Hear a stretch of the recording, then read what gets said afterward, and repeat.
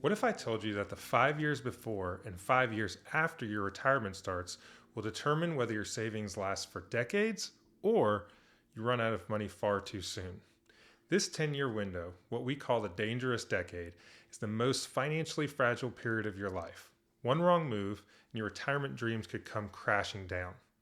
In this video, I'll explain why this decade is so dangerous, the number one hidden risk that catches most retirees off guard, and why the decisions you make in this period will shape your financial future. So what is the dangerous decade? The dangerous decade refers to the 5 years before and 5 years after your retirement date. It's a financial tipping point when you shift from saving and growing your wealth to spending and protecting it. Why is it so dangerous? Because this is when you become most vulnerable to market downturns, bad withdrawal decisions, and unpredictable expenses like healthcare.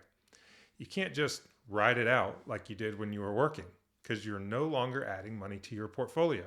You're taking money out. Imagine you're climbing Mount Everest. The climb up is your working years. The dangerous part isn't the beginning of the climb, it's as you approach the peak and then start your descent. That's when most accidents happen.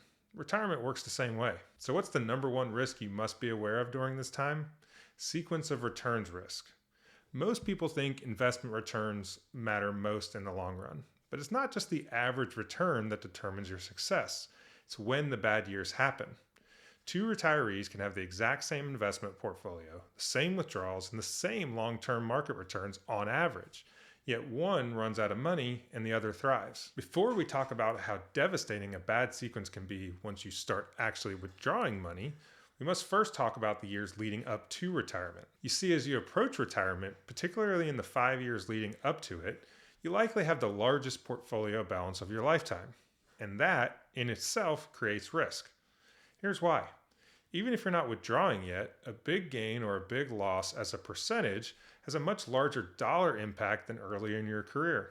For example, let's say your portfolio is $200,000 when you're 45 years old and the market drops by 10%. That's a $20,000 drop. But if your portfolio is $2 million at 60 years old and you take the same 10% loss, that's a $200,000 hit, which could mean delaying retirement or needing to adjust your lifestyle. On the flip side, if your returns crush it in the last 5 years, it could be the difference between just getting by and living the retirement of your dreams. That's the power of compounding on large numbers. That is why pre-retirement market volatility matters so much more than it did in your early years of saving. The stakes are simply higher. Average returns matter even less as you prepare to take withdrawals from your portfolio. Let me ask you a question. If you had your head in the oven and your feet in the freezer, on average your body temperature is 98 degrees. But what's the experience like? One study showed that if a one-time investment shock of negative 21.6% occurred 15 years into retirement, there was a 33.5% chance of running out of money by age 85. If that same downturn happened right at retirement, the probability of portfolio failure jumped to 50%. That's an over 50% increase in your chances of running out of money. It's not just that your investments are worth less, but you're selling shares at a loss to pay for your living expenses. Even when the market recovers, your portfolio could be permanently damaged. Let's take a look at three hypothetical scenarios: Miss Jones, Mr. Smith, and Mr. Brown. All three start retirement at age 65 with $1 million. All plan to take a $50,000 withdrawal annually, and all three see the market return on average exactly 6% over their 30-year retirement. That's where the similarities end. As you can see here in this chart, Miss Jones sees her best years of returns early on in retirement. Mr. Smith experiences the exact opposite, seeing the worst years early in retirement. And Mr. Brown sees a straight line 6% each year. While Miss Jones still has over $3.1 million at age 95, Mr. Smith ran completely out of money years earlier at age 91. And Mr. Brown is in good shape, but with over $1 million less than Miss Jones. How can this be when they all got the same 6% average?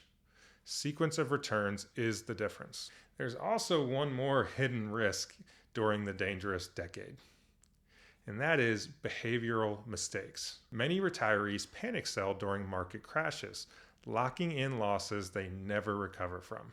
It's human nature. When markets drop, fear takes over.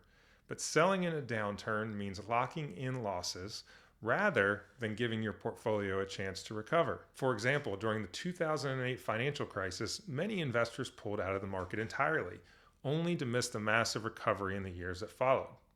On the flip side, some retirees chase performance, moving into riskier investments after markets have already climbed, which exposes them to bigger losses when the next downturn hits. Emotional investing is one of the biggest destroyers of wealth in retirement. Having a clear, rational strategy helps avoid making decisions based on fear or greed. What's this all mean for you? Well, now that you understand why the dangerous decade matters, the key takeaway is this. Small decisions in this 10-year window have massive, irreversible impacts. If you're within 5 years of retirement or just retired, you need to be aware of these risks. Awareness is the first step in avoiding disaster. Most importantly, do not assume that just because markets average 6 to 8% over time, your portfolio will be safe. Timing matters. If you're entering into or already in the dangerous decade, you cannot afford to go through this decade unprepared.